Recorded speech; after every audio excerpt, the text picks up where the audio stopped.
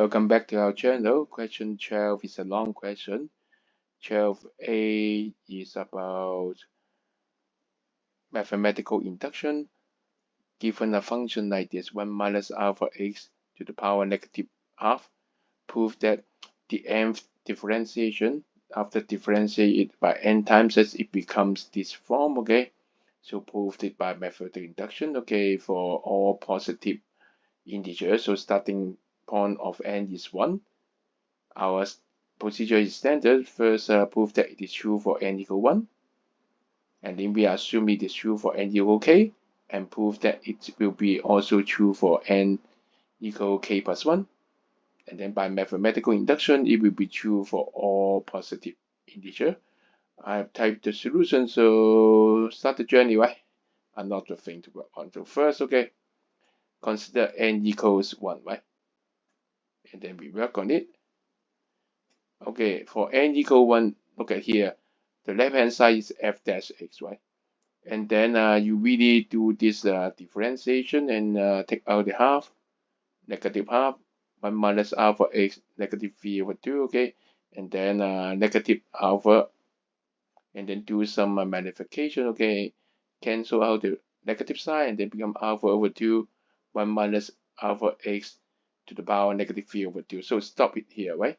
Because you have a complicated right hand side, you need to try to simplify it too for the right hand side also, and then you substitute n equal 1 to the right hand side. So alpha 1 2 times 1, and then 2 1 plus 1 over 2, and then 2 1 minus 1 1 minus 1 factorial. Wow, very complicated. Simplify it, okay, so it becomes 1 factorial 1 minus alpha x negative 3 over 2, good, the same. 2 to the power 1, and then 0 factorial, and then 0 factorial and 1 factorial both are 1, so disappear, so we have this thing. And you said that this right hand side equals left hand side, so we got it, okay? So you can say it is true for n equals 1, okay? So we did this thing, okay? Good job, good job. So we can eliminate this one, okay? Okay, next one, okay, assume it is true for n equal k. So very easy step. Really copy this thing. Change all the n to k, but be careful. Don't make any careless mistake.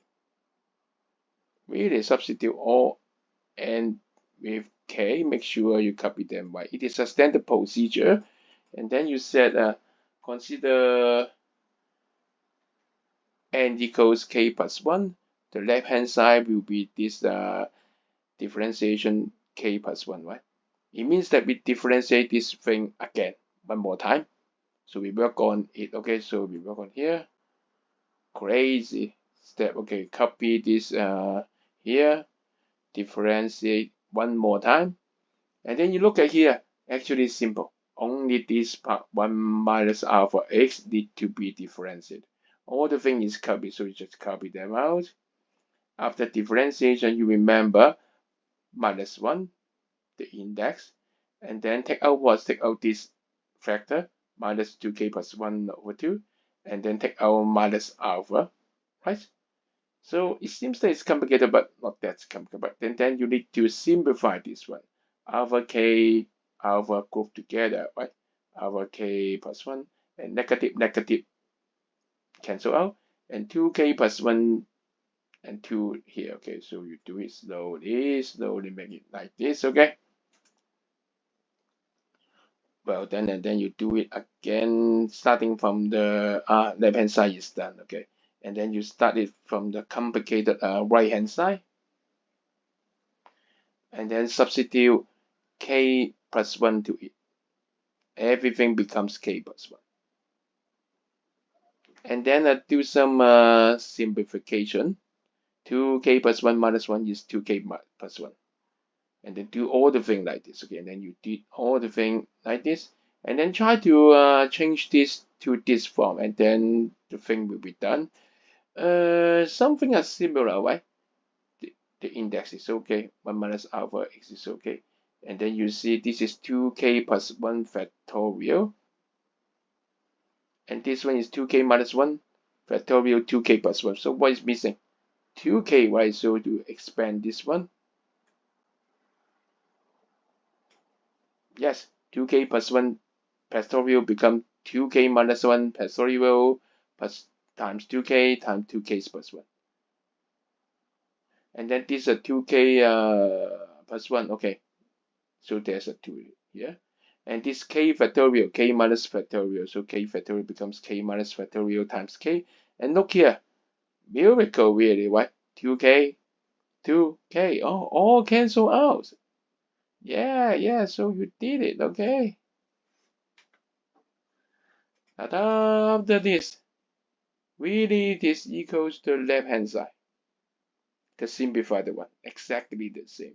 So it is the final standard statement. It is true for n equal 1, and if it is true for n equal k, then it is also true for n equal k plus 1. So by mathematical induction, it is true for all n belongs to the positive integer z plus. We did it. Okay, go through this process. Okay, from left down, right down. Standard procedure. I'm sure you can do it. Just need to be patient. Okay. Well then, if you like our sharing, remember share, follow, and subscribe.